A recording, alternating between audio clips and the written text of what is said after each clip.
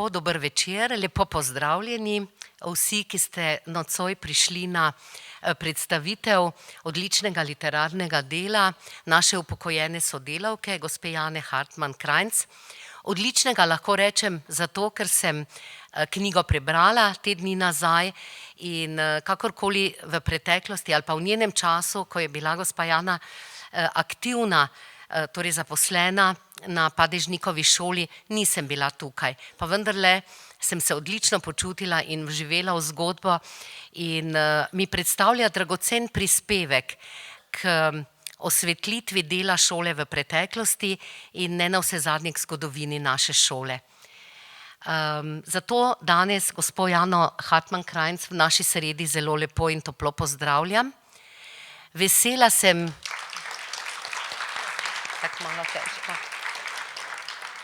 Vesela sem ne samo to, da je gospa Jana danes z nami in med nami. Veliko je danes tukaj tako upokojenih delavcev šole, veliko je današnjih učiteljev, veliko je staršev naših učencev in tudi drugih obiskovalcev. In vse to kaže na to, da vendarle zagotovo delo gospe Jane v preteklosti in tudi danes, ko se ukvarja s pisateljevanjem, sega v neka širša obzorja.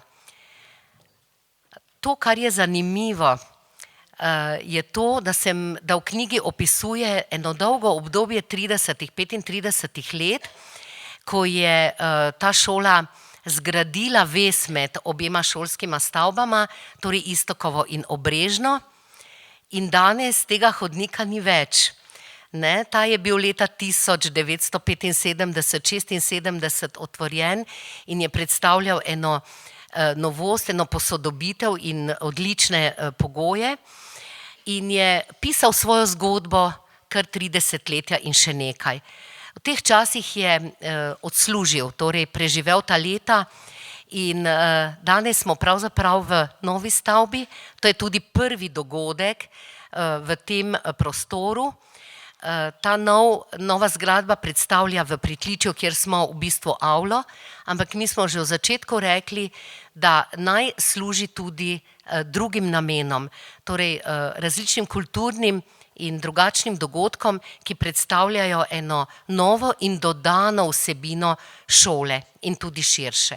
In vesela sem, da je današnji dogodek predstavitev literarnega dela naše upokojene sodelavke pravzaprav en prvi takšen dogodek v tej stavbi.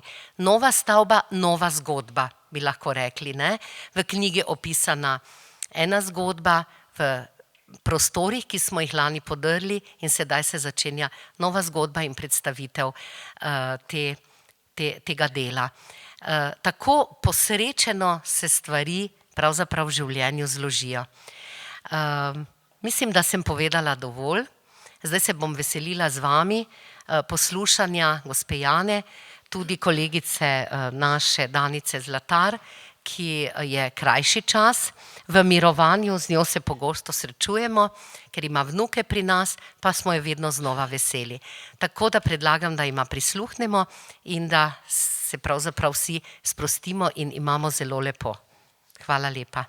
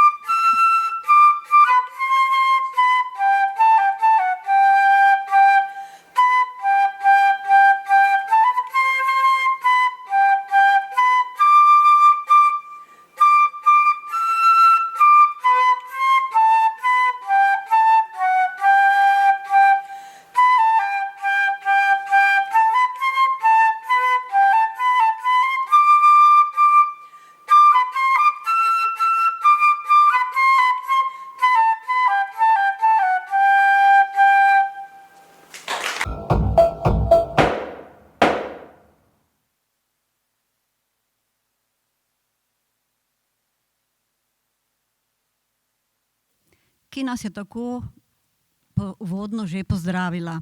Sedaj pa bi vas še jaz rada prisrčno pozdravila na predstavitvi knjige obširnega romana naše Jane Hartman Kranjc z naslovom Cvet tulipanovca. Z Jano sva bili kar nekaj let sodelavki na tej šoli in preživeli marsikaj lepega. Sama pa imam malo daljši staž, ker sem bila tudi učenka te šole, potem mi je obiskovala to šolo moja hčerka, zdaj je tukaj vnukinja, jeseni pa bo še vnuk. Nekoč v 3. razredu je hčerka Mojca zapisala: moja mama je tako rada hodila v šolo, da si sploh ni mogla predstavljati življenja brez šole, pa je zato postala učiteljica. Jana, zdaj pa tebe vprašam, kako pa si se ti odločila za ta poklic? Ja, najprej jaz tudi vse vas lepo iz srca pozdravljam in vesela sem, da ste prišli. No, vprašala me je, kako sem postala učiteljica. No, naj povem, da takrat, ko sem jaz v šolo hodila, začela hoditi v šolo, je bil šolski režim takšen: 4 razredi osnovne šole, 4 razredi nižje gimnazije, potem je bil sprejemni izpit ali pa mala matura in potem si šel na srednjo šolo. No, po nižji gimnaziji sem se odločila, oziroma sem si zelo želela, da bi bila učiteljica. Ampak je bil sprejemni izpit tudi iz glasbe, na učiteljišču seveda, in ker sem imela ohromele glasilke in pet nisem mogla in tako naprej, torej to za mene ni bilo dosegljivo. No in tako sem se potem odločila za ekonomsko srednjo šolo, čeprav me to ni preveč veselilo. Ampak po maturi takrat sem se pa odločila res, ker nihče mi ni mogel več braniti in sem šla na višjo gospodinjsko šolo v Groblah pri Domžalah, kjer sem se usposobila za predmetno učiteljico gospodinjstva. Tam sem diplomirala in prvo službeno mesto sem dobila v Šentilju, v Slovenskih Goricah, v osnovni šoli. In tam sem učila gospodinjstvo, pa ker je bilo bolj malo ur še zraven likovno vzgojo. No, ampak ur je bilo za gospodinjstvo vedno manj in morala sem se odločiti, da bom še doštudirala še en predmet. In tako sem se vpisala potem ob delu na Pedagoško akademijo in sem tam končala slovenščino. Odločitev mi ni bila težka, zato ker me je učila na ekonomski šoli profesorica Franska Varl, ki me je navdušila za slovenščino, pa tudi za recitacijo. No, in ko sem diplomirala na Pedagoški akademiji, so se mi odprla vrata v Maribor in tako sem prišla na to šolo Janka Padežnika in sem tudi do upokojitve učila slovenščino. Hvala, Jana. Nekaj pa bomo o življenju in delu Jane slišali tudi iz knjige, zato zdaj prosim Zalo Žižek in Ajdo Potecin, da nam prebereta nekaj odlomkov iz življenja Jane Hartman Kranjc. Prosim. Moj dekliški priimek je Hartman. Poročena sem Kranjc. Moj oče Ivan je izhajal iz velike slovenske proletarske družine, v kateri je bilo 8 otrok. Mama Danica, rojena Kitak, je bila iz meščanskega okolja zavednih Slovencev.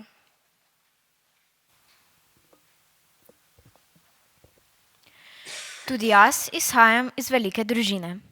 Sem druga od 5 otrok. Po končani 4-letni osnovni šoli sem se vpisala na klasično gimnazijo kot moj dedek, mama, teta Zdenka in moja starejša sestra Beata. Končala sem 4-letnike, takratno nižjo gimnazijo in se nato vpisala na ekonomsko srednjo šolo Maribor. Tam sem maturirala, nato pa si izbrala učiteljski poklic. Diplomirala sem na višji gospodinjski šoli v Grobljah pri Domžalah. V knjigi Jasni dnevnik sem prikazala svoje internatsko življenje v tem času. Zaposlila sem se kot predmetna učiteljica gospodinjstva v Šentilju v Slovenskih goricah. Med učenci sem bila zelo rada in sem se ukvarjala z mnogimi kulturnimi dejavnostmi v kraju. Tej službeni dobi sem posvetila roman Gospodinjska tovarišica. Nekaj časa sem poučevala gospodinjstvo in likovni pouk tudi v Pesnici pri Mariboru. Poleg službe sem doštudirala slovenski jezik in književnost na Pedagoški akademiji v Mariboru in tako sem se usposobila za poučevanje maternega jezika. Leta 1976 se mi je uresničila želja, da sem dobila službo v Mariboru. Do upokojitve sem učila slovenščino na osnovni šoli Janka Padežnika na Studencih. O tem pripoveduje knjiga Cvet tulipanovca.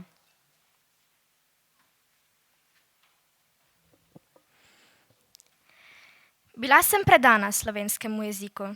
Skoraj 20 let sem vodila recitacijski krožek, pri katerem sem učence učila poleg recitiranja tudi ljubiti slovensko poezijo. Ves ta čas sem pripravljala razne proslave, na katerih so učenci nastopali in pisala scenarije zanje. Učencem sem vcepljala ljubezen do slovenskega jezika in več let sem najboljše pripravljala na tekmovanje iz materinščine, kjer so se uvrščali na najvišja mesta. Za svoje pedagoško delo sem prejela več priznanj. Tudi srebrno Šilihovo plaketo kot posebno družbeno priznanje poslovne skupnosti osnovnih šol Maribor za dolgoletno uspešno delo na področju vzgoje in izobraževanja. Poezija mi je bila vedno blizu. Že kot 14-letno dekletce sem napisala prve pesmice. Pozneje sem pisala priložnostne pesmi za rojstne dneve, rojstva, razne okrogle obletnice in podobno.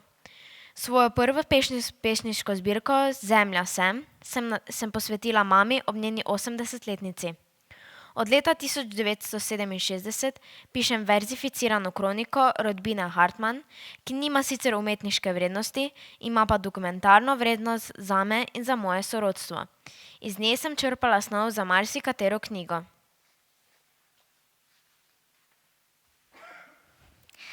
Po upokojitvi se resno ukvarjam z literaturo. Začela sem s pesniškimi zbirkami, nadaljevala s kratko pripovedno prozo. Moje zadnje knjige so romani. Sem avtobiografinja, saj snov za vse svoje pesmi in zgodbe zajemam iz svojih doživljajev in bogatih življenjskih izkušenj. Izdala sem 12 samostojnih knjig. Moj roman Pripoved stare maščanke je bil leta 2018 na programu bralne značke za odrasle v mariborskih knjižnicah.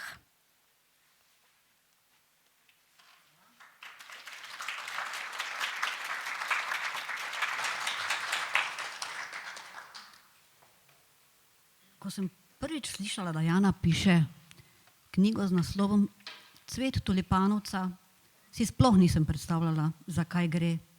Kajti naslov je, milo rečeno, zelo nenavaden, glede na njeno vsebino. Povej nam, Jana, prosim, kako je nastal ta naslov? Ja, kako je prišlo do tega naslova, zelo zanimivo. Jaz sem se pravzaprav hotela že posloviti od pisanja knjig in v literarni hiši sem takrat predstavljala knjigo Jasnin dnevnik. In ko sem povedala, da ne bom več pisala in tako naprej, se je oglasila hčerka moje drage kolegice, šolske kolegice Tončke Kontler, hčerka Jasna Kontler Salamon, in je rekla, da bi bilo dobro, da bi še v tej šoli Janka Padežnika kaj napisala. No, in tako me je nagovarjala in sprovocirala. Ko je bilo pa vse končano, pa je prišel k meni Peter Plavčak. In on mi je prinesel to ploščico leseno, na kateri je cvet tulipanovca. To ni tulipan, kot jih imam zdaj tu ogromno, ampak tulipanovec to je drevo, ki ima takšne cvetove in tudi liste ima podobne tulipanom. No, in on mi je pa kar dal naslov, je rekel, napiši knjigo z naslovom Cvet tulipanovca. No, tako sta me sprovocirala ta dva. No in potem sem seveda to združila. Naslov sem dala takšen, kot mi ga je sugeriral Peter Plavčak, temo mi je pa dala Jasna Kontler in potem sem se lotila pisanja in sem napisala Cvet tulipanovca. Dobro, zanimivo, vsekakor. Da pa bomo izvedeli še nekaj več o tem nenavadnem cvetu tulipanovca, prosim spet Ajdo in Zalo. Dolgo nisem vedela, kako tulipanovec cveti. Niti se nisem več zanimala zanj. Ko pa sem odhajala v pokoj in sem se poslavljala od učencev 5. razreda, ki sem jih imela izredno rada, mi je svetlolasi fantič, Samo po imenu, podaril za spomin okroglo leseno ploščico. Na njej je bil z akrilno barvo naslikan velik cvet. 6 belih cvetnih lističev, spodaj rumenih, je tvorilo skledico. V njej je bil velik pestič, okrog katerega so bili razporejeni veliki rumeni prašniki. Mislila sem, da je naslikana kakšna fantazijska roža.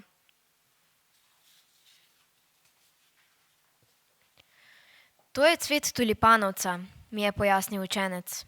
Moj stric ga je naslikal prav za vas na to ploščico, odrezano od debla tulipanovca. Veste, on je umetnik, slika lepe slike in jih tudi razstavlja. Vedela sem, da mi je povedal zato, da bi poudaril, kako pomemben je ta izdelek. Objela sem ga in se mu solznih oči zahvalila za čudovito darilo. Doma sem to sliko obesila na steno v predsobi. Sprva sem jo vsak dan občudovala, pozneje pa sem se navadila in niti več nisem pomislila, kaj predstavlja in kako sem jo dobila. Le tu in tam me je kdo, ki je prišel na obisk, vprašal, od katere rastline je cvet, ki je naslikan na lesu. Malo kdo ga pozna in malo kdo ga je videl v naravi in ta naslikani cvet visi že 20 let poleg drugih slik. Tedaj me spreleti. 20 let. Kaj je mogoče, da sem že 20 let upokojena? Kdaj je minil čas? Odkar sem prišla na osnovno šolo Janka Padežnika na študence, je minilo 41 let. Pa vendar se mi zdi, kot da je bilo lani. Prej sem učila v Šentilju. Ni bilo lahko priti učiti na kakšno mariborsko šolo. Meni je uspelo šele po 11 letih službovanja. Doma se postavim pred naslikani cvet in si ga temeljito ogledujem. Njegove barve so obledele v teh dolgih letih. Da, v teh dolgih letih. In v mojih sivih celicah se začne odvijati film življenja, ki je bilo povezano z osnovno šolo Janka Padežnika, kot je povezana rastlina z zemljo.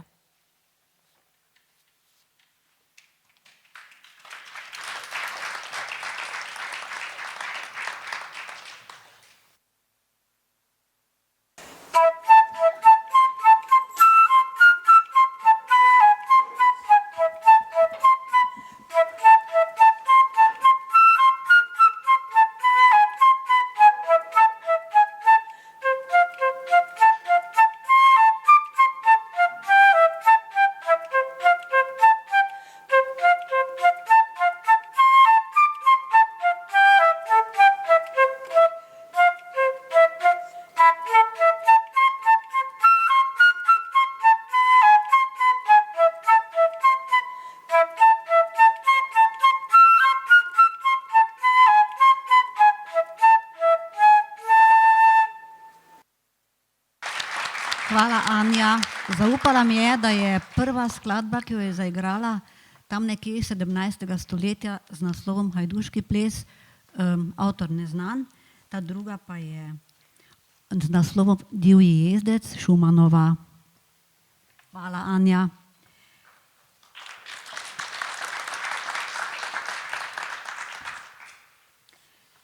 Jana, če se ne motim, si se zelo dolgo odločala, da si napisala roman, knjigo na to tematiko, namreč na življenje in delo na osnovni šoli Janka Padežnika. Malo si že povedala, kdaj je prišla odločitev za to, Še boš kaj dodala? Ja, res sem se dolgo odločala. Pravzaprav mogoče se sploh ne bi odločila, če ne bi bilo Petra in Jasne. Ampak, ko sem začela pisati, sem pomislila na to, kaj vse smo doživeli v tem času, kar sem tu učila. Učila sem več kot 20 let in včasih, mislim, ko smo še bili v Jugoslaviji, pa sploh, ko sem še bila mlada, smo živeli v socializmu in so nas s tem socializmom na vseh straneh obdajali in tako živeli smo pravzaprav za ideale socializma. In politika je bila šolo zelo, zelo povezana. No, potem pa na vsem lepem, lahko bi rekla skoraj čez noč, se je zgodilo, da so se nam vse iluzije podrle. Ker socializm je propadel, znašli smo se v kapitalizmu, ki smo ga seveda prej obsojali in po strani gledali na to obdobje in tako naprej. No, potem smo se pa morali počasi vživljati v to. To ni bilo lahko. To lahko potrdijo vsi učitelji, ki so takrat učili. Težko smo se morali spopasti s svojimi nazori in začeti drugače gledati na življenje.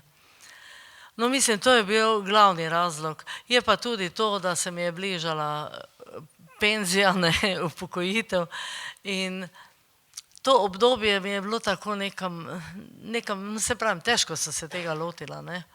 In če ne bi bilo Janeza in če ne bi bilo Jasne, je vprašanje, če bi sploh ta knjiga kdaj zagledala svet. Jana, prebrala sem tako rekoč vse tvoje knjige in sama praviš in tudi vem, da si absolutno avtobiografska v vseh svojih delih. Včasih kar boleče, iskrena do sebe, neizprostna do sebe, poveš tako, kot je bilo in enako velja za iskanje resnice. Včasih je mogoče to težko ali ni, Jana? No, tisti, ki ste to knjigo že prebrali, veste, da ste se našli notri in ste videli, da ni kaj dosti izmišljenega, lahko rečem, da skoraj nič. To pa zato, ker jaz sem si zapisovala, kot ste že slišali, ko je učenka povedala, dnevnik. In od leta 2002 pišem vsak dan dnevnik. Od leta 1976 pa takrat sem začela pisati kroniko naše družine in vsa leta pišem kroniko, kar se je čez leto zgodilo v naši družini, ki je prerasla seveda v kroniko naše rodbine. No, in to mi je takšen vir, s katerega zajemam snov za te svoje knjige.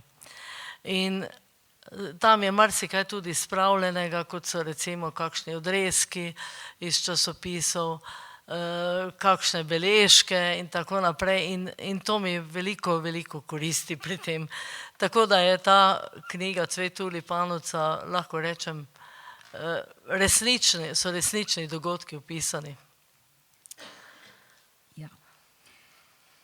Tako kot praviš, Cvet tulipanovca je roman, pripoved o tvoji družini, o sodelavcih na šoli, ampak hkrati, vzporedno, pa je tudi izredno pomemben dokument, natančen zgodovinski zapis, neke vrste kronika časa in ljudi, njihovega mišljenja, delovanja, skratka, opis družbeno-političnega položaja pri nas.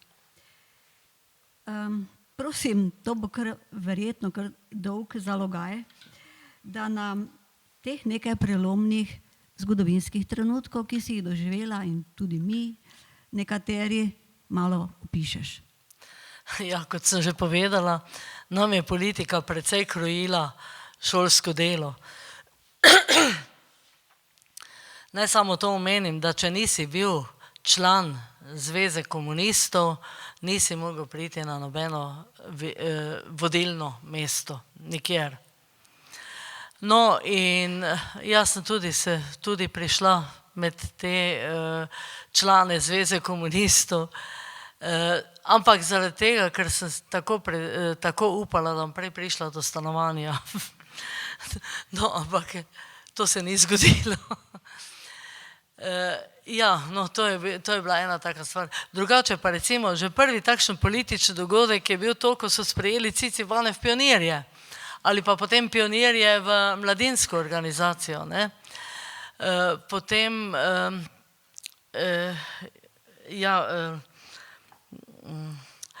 praznovali smo in to zelo vehementno takšne državne politične praznike. Recimo, že prvo leto, ko sem prišla sem na šolo, smo praznovali 85-letnico Tita in isto leto je bila tudi 40. obletnica njegovega prihoda na vodstvo Komunistične partije Jugoslavije. No, mislim, to je bil tudi en tak velik dogodek. Potem 8. razredi, recimo, ki so se celo leto učili o borbah, partizanskih borbah in tako naprej, so šli potem na zaključni izlet po poteh Avnoja. To se pravi, prepotovali so v bistvu celo Jugoslavijo in so se ustavljali na teh določenih punktih, ki so predstavljali nekaj pomembnega mednarodno osvobodilno borbo. No, potem recimo 110-letnica šole je bila tako proslavljena, da smo se združili z čebelarji in smo imeli veliko prireditev in sem je prišel, je bil povabljen tudi predsednik Republiške konference Socialistične zveze delovnega ljudstva Franc Šetinc. In tu moram povedati, da je Krištof Bruno, da je imel tu velike zasluge za to in je res, to je bila pomembna obletnica in proslava in tako naprej, veliko in pisalo se je o tem tudi v časopisih in to. No, najvažnejše, mislim, najtežje, največje preokretnice so pa bile Titova smrt, razpad Jugoslavije in osamosvojitev Slovenije. Jaz bi tukaj prebrala, da bi videli, kako smo živeli s Titom, bi prebrala jaz samo en odlomek iz knjige.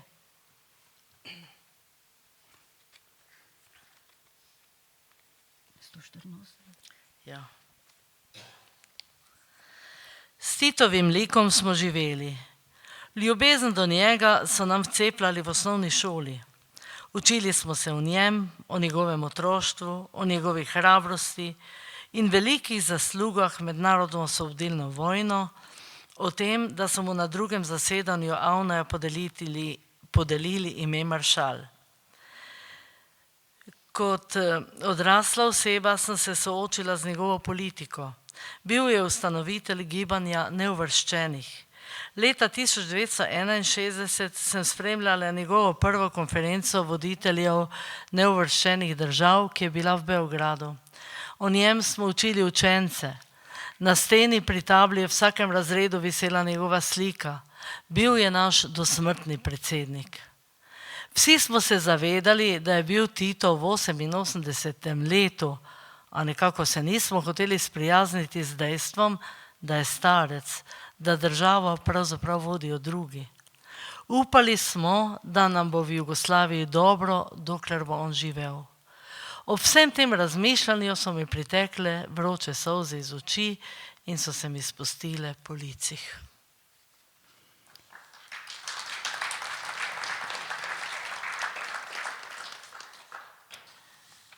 Poseben čar knjige, po mojem mnenju, je tudi v tem, Jana, ker si tako spretno prepletla tisto strogo, resno šolsko življenje z unim drugim, kar daje po knjigi poseben čar, se mi zdi. To je družabno življenje na šoli. Sem so spadali družabni večeri, pustovanje, potovanja, taborjenje v Puli, v glavnem, ne, v Puli. Pa, da bomo malo si to lažje predstavljali, nam bo Zala prebrala kaj so taborniki ušpičili učiteljici Pavli na taborjenju v Puli? Prosim, Zala.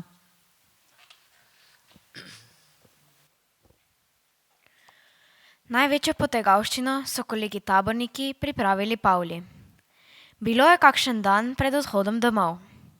Ko je bila z otroki na plaži, so ji v šotoru vsa oblačila zapakirali v njen kovček. Gorazd ga je odpeljal s svojim avtom na pošto, kjer so ga poslali na njen dom. Tako ji je ostalo za obleči samo to, kar je imela na sebi. Vrnila se je z otroki v tabor in zaman iskala svoj kovček in oblačila. Ne vem, kdo ji je povedal, da je vse to že doma. Nad vsem sem bila začudena, da se ni prav nič jezila. Mislim, da se na tihem je, saj bi se jaz tudi. Toda ostala je stanovitna. Nobenemu ni pokazala, da ji to ni prav. Še šalila se je na svoj račun. Zvečer je prišla v jedilnico med nas v čudni obleki, ki si jo je naredila iz rjuhe. S tem je zašila vse, ki so ji ponagajali. Dolgo nisem vedela, kdo ji je to falotarijo skuhal. Pozneje je pripovedovala, da se je mož začudil, ko je moral na pošto po paket. Toda ona se je znašla. Razložila mu je, da so si tokrat tako vsi poslali prtljago domov, da jim ni bilo treba nositi. Hvala, Zala. Na šoli je mnogo let izhajalo šolsko glasilo. Najprej se je imenovalo Čebelica in si morate zamisliti, da so učenci ročno barvali. To si danes težko predstavljamo. Potem se je to glasilo malo preimenovalo v izvire, danes izhaja izpod dežnika. Nekaj časa se je imenovalo tudi Glas mladih. No. Jana je ravno iz starega glasila Čebelice, kar več čebelic, uporabila mnogo gradiva, zgodovinskega gradiva v šoli in študencih iz spisov učencev. Ja, mislim, da so učenci najboljše predstavljali svoj kraj in svojo šolo in tako se je jaz preko teh čebelic tudi spoznavala. Se o tem sem tudi napisala. Zanimiva je čebelica številka 4, v kateri je pisal o razvoju kraja, pravo raziskavo v kraju, pa o šolstvu na študencih, Drago Jančar, ki je bil tudi učenec te šole. Zdaj smo lahko ponosni, da smo imeli takšnega učenca, ki je danes priznan, mednarodno priznan, ne samo pisatelj, ampak tudi esejist, dramatik. In res on je zanimivo pisal v šoli in mislim, da bomo kaj slišali. Ne? Ja, Ajda nam bo prebrala odlomek iz spisa Draga Jančarja. Tudi 9-razrednica je postala v šolskem letu 1909-10 pretesna, ker je število šolobveznih otrok poraslo na 600. Takratni krajevni šolski odbor, kateremu je načeloval Srečko Vokač, je sklenil razdeliti šolo na deško in dekliško. Šola se je gradila ob podpori nemškega Šulferajna v Iztokovi ulici. Ta je podpiral gradnjo šole, ker je hotel utrditi nemštvo tudi na študencih. Novo zgrajena dekliška šola je bila prvovrstno opremljena in 19. septembra 1911 so pričeli z rednim poukom. Med prvo svetovno vojno je bil v dekliški šoli pouk menjaje za dečke in deklice, a v deško šolo se je naselilo vojaštvo. Po vojni je bil 7. aprila 1919 prvi šolski dan slovenske šole na študencih.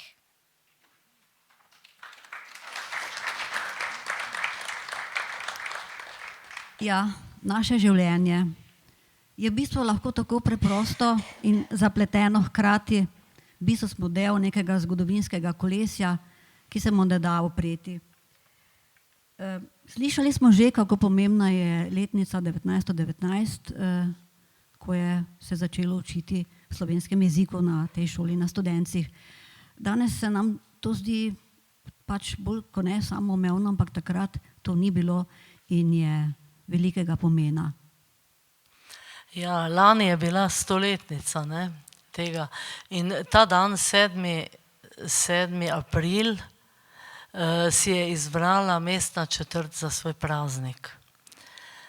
In dobro se še spomnim, bilo je leta 1998, ko so se osnovale mestne četrti in takrat je bila tudi tukaj, tam v dvorani je bila velika proslava v zvezi s tem, to je bil prvi praznik mestne četrti Magdalena. Bila sem ponosna, ker so takrat učenci recitirali mojo pesem o Studencih. Moram pa povedati, da je to vodila že takrat naša nekdanja učenka, moja najboljša recitatorka, da tako rečem, Nevenka Kavčič, ki si jo imela zelo rada, ker ne samo, da je imela smisel za nastopanje, imela je tudi izredno lep glas in lepo dikcijo. In to je gojila potem še naprej in še danes in je članica mestne četrti oziroma kulturnega društva, tako bom rekla, kulturnega društva Studenci in še vedno vodi razne prireditve. Saj jo vsi poznate, ne? Bravo, Nevenka.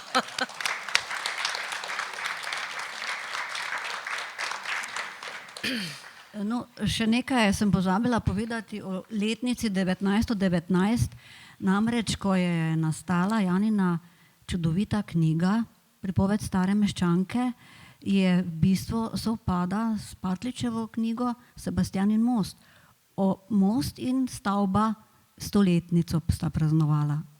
In vse čestitke Jani. Ja, hvala. Kar precej smo že razkrili in povedali, pa še najkaj ostane za vas, ki boste to knjigo prebrali. Ampak ostaja vprašanje, ki je neizbežno. Jana, povej nam, si se težko upokojila? Veste kaj, jaz sem vam to povedala kar tako, kot sem napisala.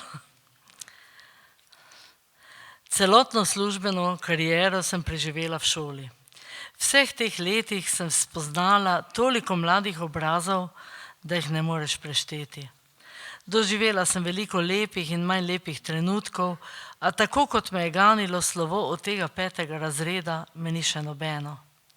Spomnim se, kako sem prišla prvič v službo in se nerodno predstavila nekim učencem, ki so zdaj stari že čez 50 let in nekateri že babice in detki. Spomnim se, kako številne razrede sem učila. 46 sem jih imela kot razredničarka nekega 6. razreda. Ko sem pisala izkaze, jih ni hotelo biti konca. Danes so razredi majhni. Ta 5. šteje komaj 20 učencev. Spomnim se, kako so bile šentilske učilnice primitivne. Na tleh je bil surovi les, ki so ga čistilke ribale. Centralne kurjave ni bilo in če so pozabili nalagati v lončene peči, je bilo mrzlo in neprijetno. Spomnim se, kako sem si sama izdelovala učne pripomočke. Tako sem se navadila, da še vedno spravljam, kadar najdem kaj primernega za pouk. Spomnim se, kako sem bila vesela, da sem končno dobila službo v mestu na tej šoli, ki jo zapuščam. Da, šola se je v vseh teh letih mojega službovanja korenito spremenila. Tudi jaz sem se z njo vred. Navada je, da učenci v svojih pogovorih nazivajo učiteljico stara, a jaz se stara nisem nikoli počutila. Živela sem med mladimi in sploh nisem opazila, kako me čas spreminja. Novo leto mi nikoli ni pomenilo novega obdobja, pač pa mi je to pomenil začetek šolskega leta. Takrat sem vedno spoznala nekaj novih, svežih obrazov. Moj pa se je neopazno staral. Na njem so se pojavile gube, ki so se iz enega v drugo šolsko leto poglabljale. Veselim se upokojitve. Imela bom več časa za družino. Kdaj sta mi otroka tako zrasla? Imela bom več časa za svoje hobije. Ne bo več tistih stalnih obveznosti, ki sem jim morala podrejati. Ne bo mi več treba pisati priprav, ne bo več popoldanskih in večernih konferenc, neroditeljskih sestankov, ne bo več interesnih dejavnosti, ne bo več izletov z učenci, na katerih sem se vedno bala, da se ne bi otrokom kaj hudega zgodilo. Takrat sem se pretirano zavedala, da nesreča nikoli ne počiva. Ne bo več administrativnega dela, ki sem ga najbolj sovražila. Toda tudi tistega lepega ne bo več, kar mi je ta poklic prinašal. Rada imam otroke in ni lepšega za učitelja kot to, da učence zanima, kaj jim daješ. Ponosna sem na tiste, ki so svojim znanjem tako izstopali, da so dosegali visoka mesta na tekmovanju za Cankarjevo priznanje. Ponosna sem tudi na tiste, ki so se težko učili, a so se tako potrudili, da sem jim z veseljem napisala pozitivno oceno. Ponosna sem na svoje recitatorje, ki so se navadili nastopati in recitirati, da so jih ljudje radi poslušali in pohvalili proslave, ki sem jih pripravljala. Ponosna sem tudi na učenca, ki mi je zaupal, da sem ga pripravila do tega, da je prebral prvo knjigo v življenju. Toda času se ne da upirati in vsako obdobje prinese kaj novega. Življenje teče dalje in ti prinaša nova spoznanja, nove, lepe trenutke. Te pa moraš ujeti in si jih spraviti v spomin. Take misli so me premagovale, ko sem učila to poslednjo učno uro. Tokrat je meni in učencem zvonec prehitro pozvonil konec. Težko smo se ločili. Vsak je prišel do mene in vsakega sem posebej poljubila in mu zaželela veliko uspehov v življenju. A še so se zadrževali pri meni, dokler ni minil odmor in so morali oditi v drugo učilnico. Ostala sem sama. Počutila sem se, kot da sem odveč med praznimi klopmi.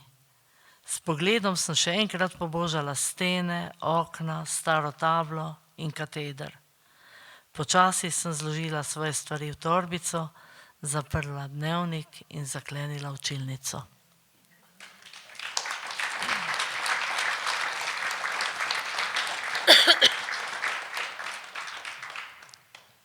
Da pa je med nami iz Padežnika neka posebna vez, dokazuje tudi odlomek pod epilog iz Janine knjige, ki je želela, da ga preberem. 20 let je že od tega slovesa. Veliko šolskih kolegic in kolegov je že upokojenih. Toda imeli smo se tako radi, da se še kar videvamo. Ustanovili smo klub upokojenih padežnikovcev. Vsak mesec pridemo skupaj, praznujemo svoje rojstne dneve in obujamo spomine na leta, ko smo še skupaj učili na osnovni šoli Janka Padežnika v Mariboru. Jaz pa vam bi še rada prebrala recenzijo knjige, ki jo je napisala profesorica Marica Škorjanec. Roman Cvet tulipanovca je kronika, kakršno bi si želela in si zaslužila vsaka šola. Saj ohranja dogodke in imena ljudi, ki bi bili sicer pozabljeni. Pripoved o mariborski šoli na Studencih dokazuje, da se v življenju lahko venomer odpirajo nova poglavja in dejavnosti, ki osmišljajo naše bivanje. O tem nas prepriča bogata literarna bera pisateljice Jane Hartman Kranjc v preteklih 20 letih. Na 428 straneh avtobiografskega romana so opisni in slikovni upodobitvi ohranjeni zapisi iz osebnega življenja in njenega poklicnega dela, ki pa se tesno prepletajo med seboj. Redki cvet tulipanovca je lirski simbol za spomine na lepa doživetja in sledove, ki jih v srcih nekdanjih učencev in tovarišev pušča dolgoletno, ustvarjalno, predano delo učiteljice slovenščine. Hvala.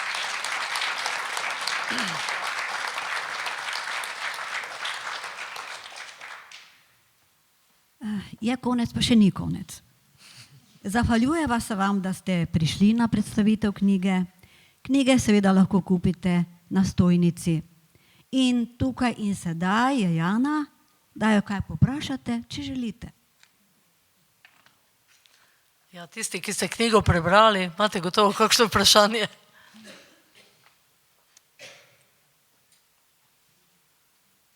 Ja, pa verjetno v glavni večina jo bo šele prebrala, to je tudi res. Ne?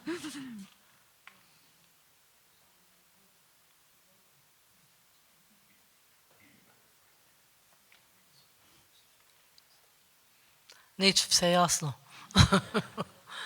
Če je tako, pa vas vabiva, da se še malo pomenimo med seboj, podružimo, nazdravimo in malo prigriznemo. Lepa hvala. Čakaj, še pride.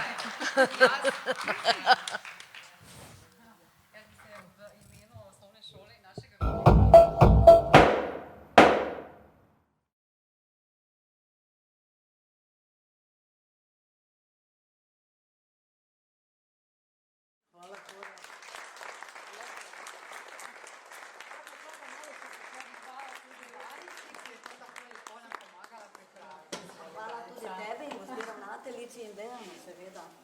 Hvala.